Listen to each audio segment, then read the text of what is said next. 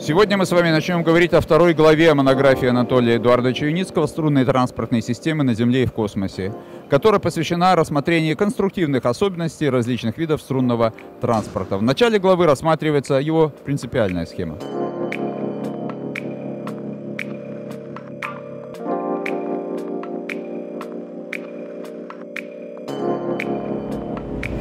Струнная транспортная система представляет собой конструкцию, имеющую большую протяженность, достигающую 1000 километров. Характеристики такой системы – надежность, долговечность, предельная скорость движения, стоимость строительства и эксплуатации и так далее – будут зависеть не только от конструкции ее отдельных элементов, но и от их линейной компоновки для различных участков трассы, например, равнинный, горный и морской.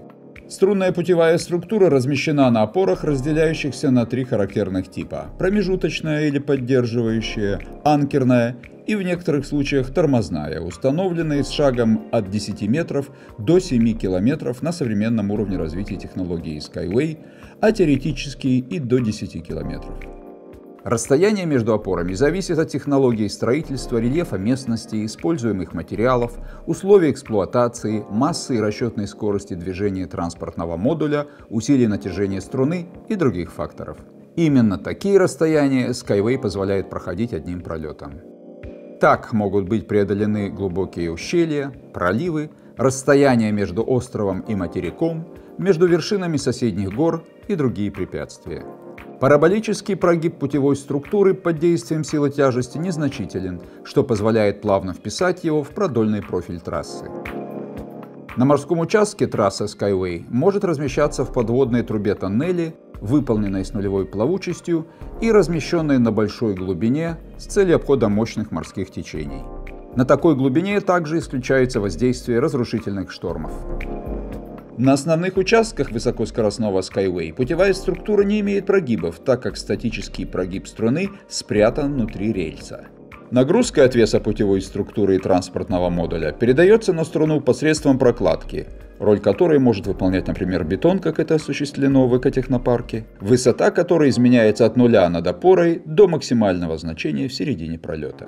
Поэтому головка или поверхность рельса, по которой движутся колеса транспортных модулей, в статике имеют ровную поверхность без прогибов и стыков.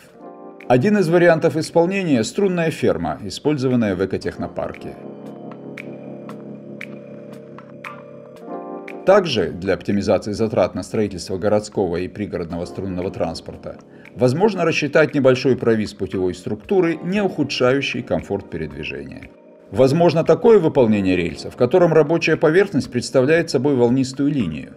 Ее форма является зеркальным отражением относительно прямой линии динамического прогиба путевой структуры в момент прохождения транспортного модуля. В результате пролетное строение опускается, и в каждый момент времени траекторией движения модуля является прямая линия. Струнная путевая структура может быть набрана из различного количества рельсов струн, от 1 до 4 и даже более. При этом рельсы в пространстве могут размещаться в горизонтальной или вертикальной плоскости, либо образовывать в поперечном сечении треугольник или четырехугольник. Каждая из этих схем имеет свои достоинства и недостатки. Критиков Skyway, напуганных отсутствием шпал, может утешить информация, также содержащаяся во второй главе. Стабильность размера колеи трассы на всем ее протяжении обеспечивают поперечные планки, которые и выполняют их функции. Поскольку планки, в отличие от шпал, не передают нагрузку от движущегося подвижного состава на основание, они могут быть установлены значительно реже, через 5 или даже 50 метров.